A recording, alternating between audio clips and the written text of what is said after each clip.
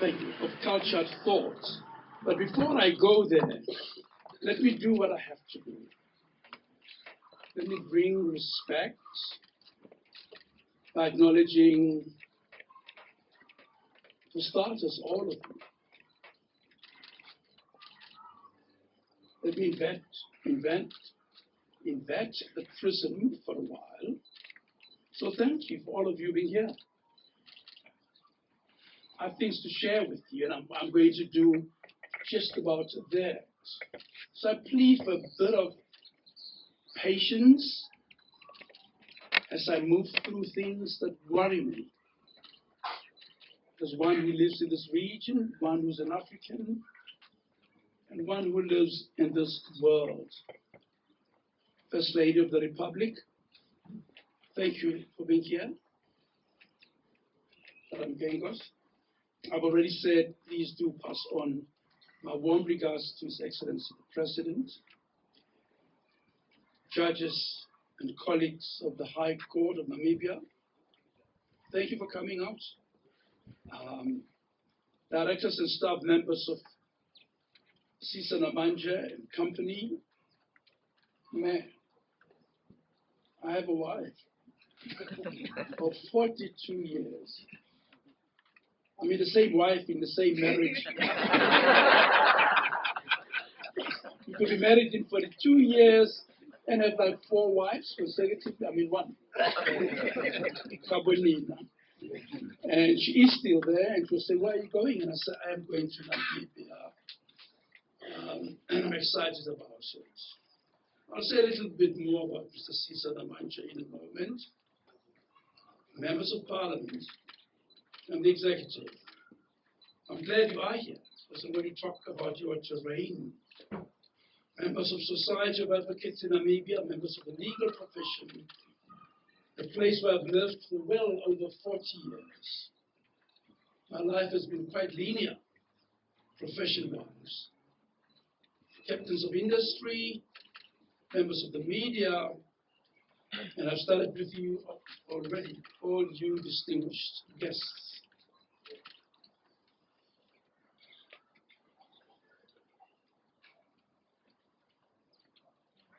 Please allow me to acknowledge Advocate Malika, and thank you for his kind introduction.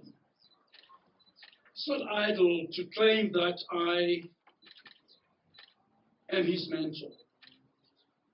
He has other mentors, but in his career, I certainly sat in the center. And when he has time one day, he will tell you how it all happened. And he's now senior counsel in his own right, quite a distinguished lawyer. And he created the connection between me and Mr. Sisa Namandje, and in many ways facilitated this invitation to your beautiful country. I acknowledge you last, Mr. Sisa Namandje, precisely because you are foremost. You're the kind of leader which I think Africa deserves.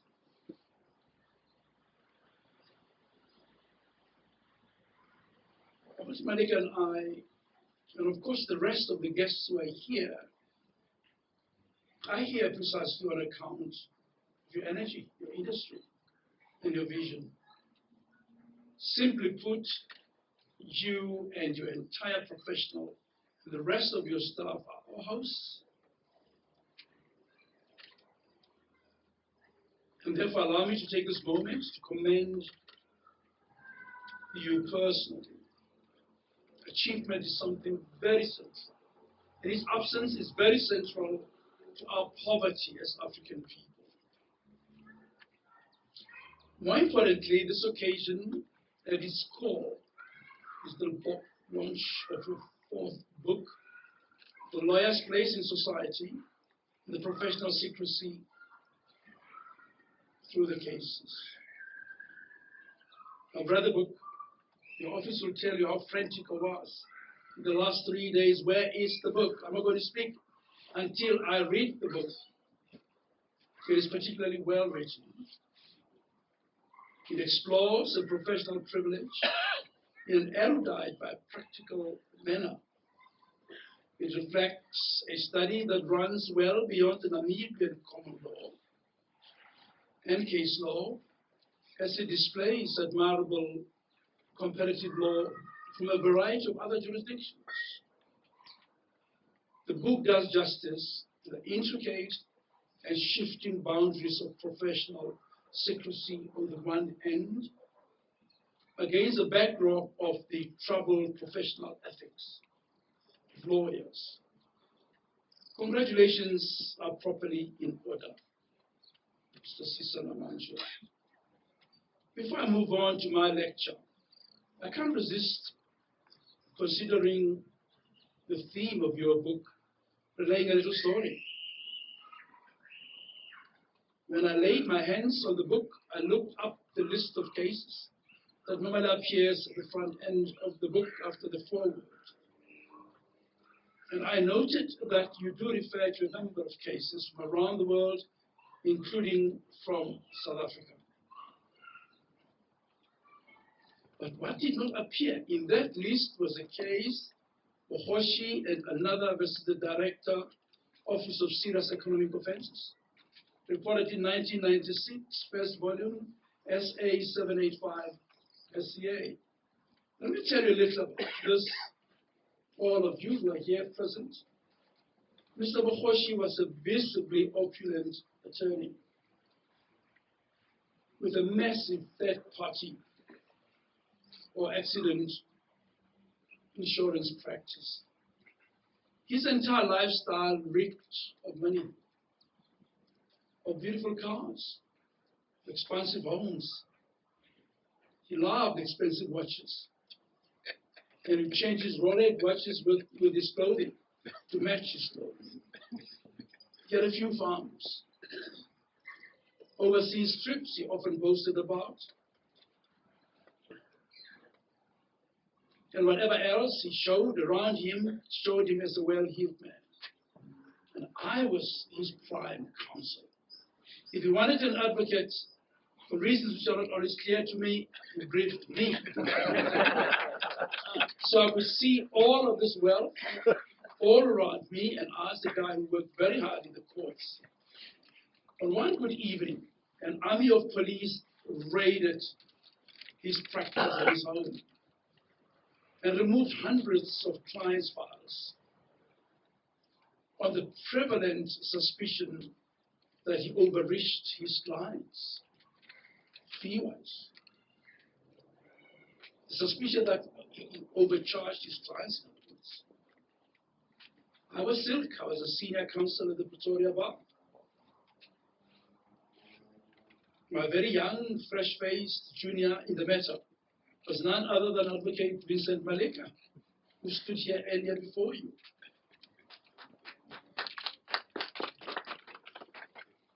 We rushed to chambers. We prepared papers in an urgent application. Overnight, woke up an interim order to seal the files pending a ruling on the merits of the privilege which Mr. Mogoshi claimed. We argued the matter up to the highest court, having obtained the interim interdict. The SCA and that SCA we lost. And here's the punchline, and the important thing which will resonate later today. The court properly held that privilege is given to and is for the benefit of the client. And it's not there to shield the criminal conduct on the part of the legal profession. So when lawyers scream privilege, we as judges are duty bound to examine it quite carefully to see whether it is a ruse to shield the otherwise unethical and or improper conduct of attorneys. I'm done with that. Our friend died not so long ago, and most of the riches have disappeared once the third-party practice had also disappeared. And may he rest in peace, because he always briefed me. I was his prime. I've chosen to reflect on the connection between the rule of law, democratic accountability, and social justice within an African context. Given limited time I have here today, and to ponder more deeply over these concepts within the realm of public law, I will nonetheless want to talk this evening to you all about the use and deployment of public power in our respective countries in this continent. First, let's talk a little about what the rule of law is. It is Hobbes, the English thinker, who made the tried but observation that without a social contract, life would be short, nasty, and brutal. This sounded brilliant initially, but in fact it was not exactly so. Most indigenous communities around the world and in our continent knew this. They lived in organized communal societies under the sway of folklore and binding customary indigenous law. This thus makes a surprising point that society submit to the rule of law to achieve common and legitimate public purpose. People don't just live in an open-ended way. They quickly organize themselves and assume rules that would govern the way they behave towards each other and how public power is deployed in society. Of course, in the course of history, people first submitted to the rule by men and women. For instance, kingship, the feudal system, traditional leadership. Then often might was right. The strongest often was the one who gained the entitlement to rule. But importantly, that was usually without accountability to the ruled subjects and without recourse in favor of the ruled subject. Now most countries in the world, and indeed in Africa, have conferred the power to make laws and to govern on elected representatives of the people. Think of the impressive AU protocol on representative democracy and on human and people's rights. This means that our people on the continent have made an election to submit to the rule of law, which is to be distinguished from the rule by law, which is applied in a free and non-democratic setting. So simply, we don't need a very brilliant treatise by Dyson on the rule of law to embrace it and to understand its obvious usefulness. We have committed to elect some amongst us to uphold the supreme law, to make laws, to govern, to apportion public resources, to use them in favor of society. And so to speak, we have granted some amongst us the authority to exercise public power. But we like to put it in simple terms, the authority to rule us. This is electoral hygiene. The power flows from elections, and therefore you need optimal hygiene. We must hold regular and free and fair elections at local and national spheres. The source, legitimacy, and usefulness of public power derives from valid electoral processes. Sadly, and indeed often, in our continent,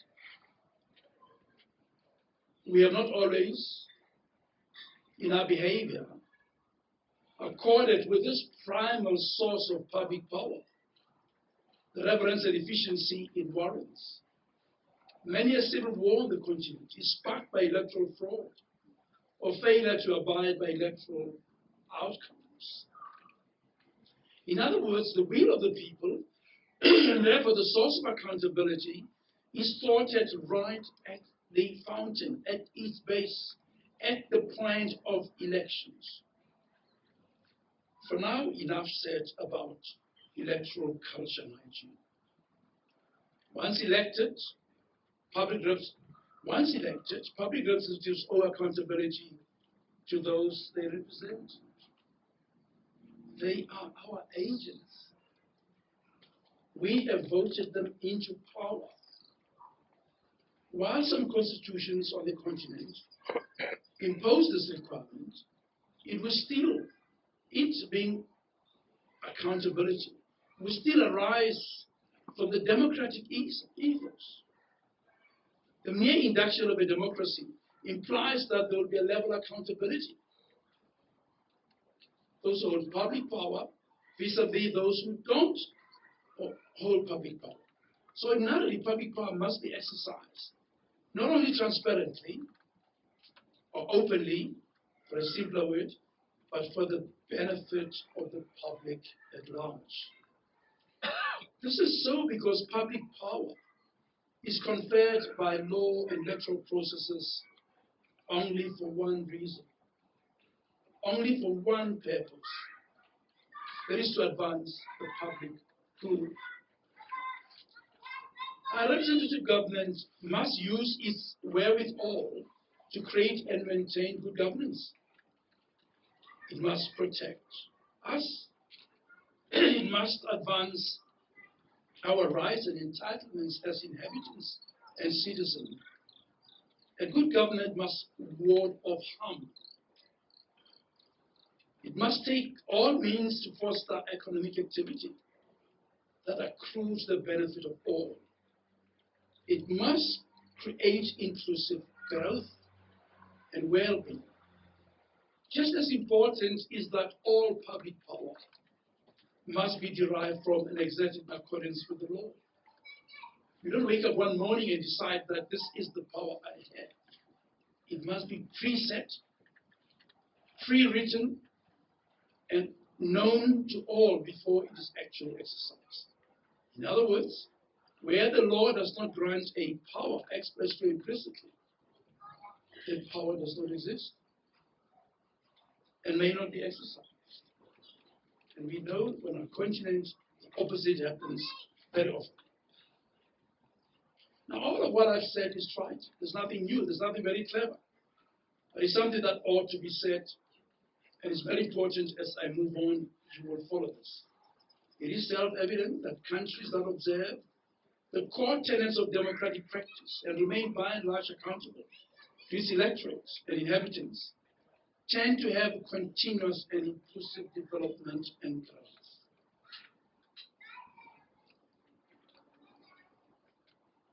This observation is also true when democratic practice hobbles or is severely undermined, and accountability to the people is non-existent or low, where misgovernance is tolerated and allowed to continue, where socio-economic development, I'm afraid, also stumbles, and I'm afraid poverty also abounds. When elected governments fail to observe high standards of revenue collection, revenue protection, and appropriation, when public resources are misused, are diverted. Citizens and inhabitants are not beneficiaries of the lawful use of public resources. Poverty and underdevelopment must ensue. Look at our continent. Look how poor the people of Africa are and have become and are becoming. Look at the low levels of social and economic development. From jurisdiction to jurisdiction on our continent. Look at the perennial threats of food security and famine. Think about it. Ukrainians are 5 million, and they're producing grain for most of us, including the African continent. How does this happen?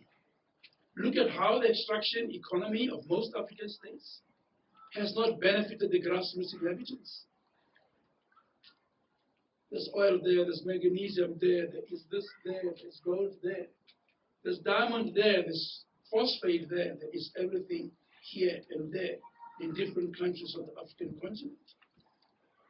But grassroots inhabitants have not benefited from that.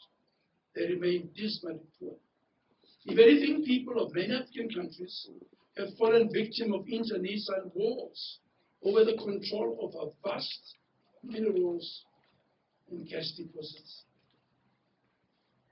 Warlords and purveyors of raw material unleash war on their own people, or competing gang lords to the detriment of the socio-economic justice which ordinary Africans are entitled to. I must stop somewhere. I'm getting more and more emotional and angrier. But I sought to make the proposition that there is an inextricable link between the rule of law, democratic accountability, and social justice.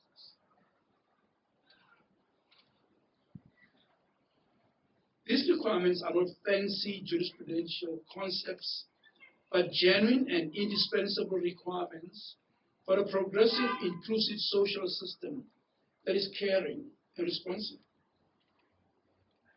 It is worth remembering that in between elections, many jurisdictions on our continent seek to make provision for participatory democracy.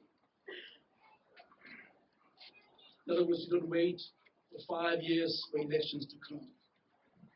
These are multiple measures by members of the public to persuade their government to act within the law, or reasonable, or in favor of public good, or in favor of social justice. Some citizens take to the streets in protest marches. Lately, we have all observed street protests, or even uprisings in countries around the world. Think about the inhabitants and ordinary citizens of Sri Lanka, of Indonesia,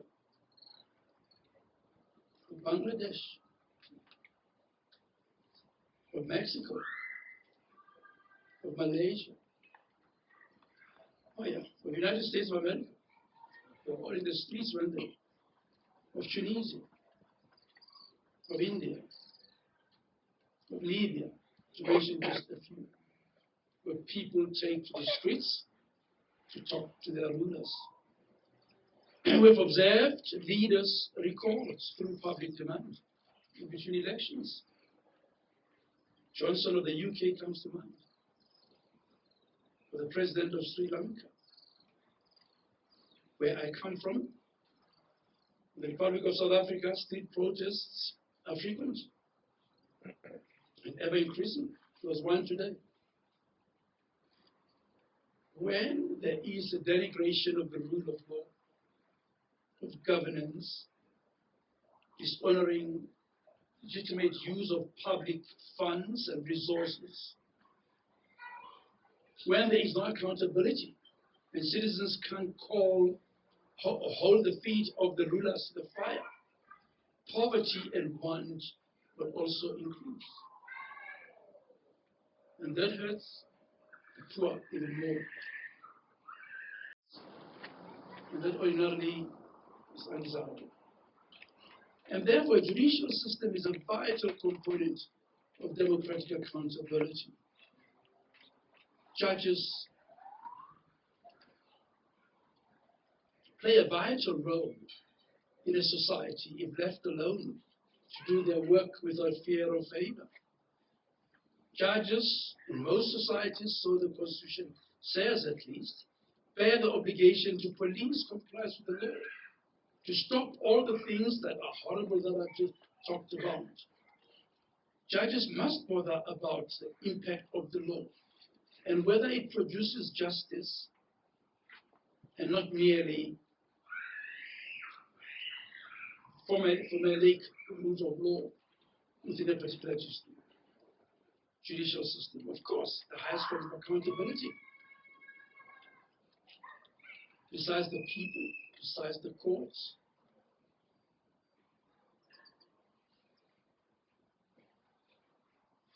Besides NGOs.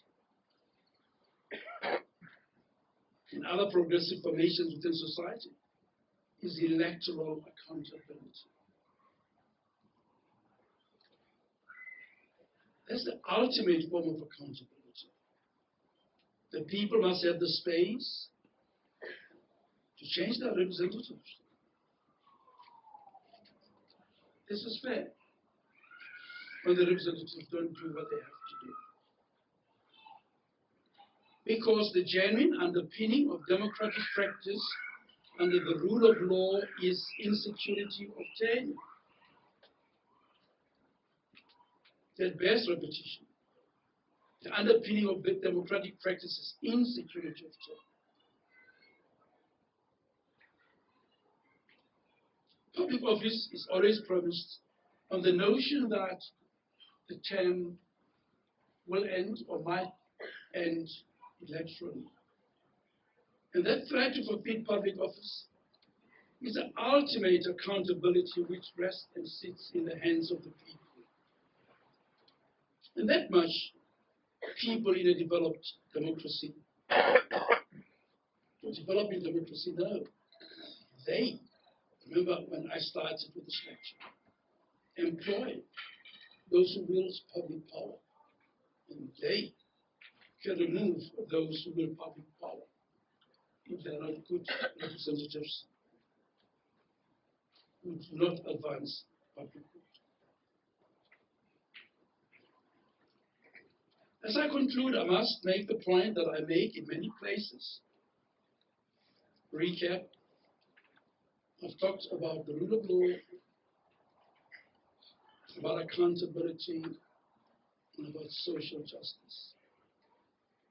I've drawn your attention to the connection between those three. We don't have law just because we have law. Its real purpose ultimately is to produce a just society, a socially just society.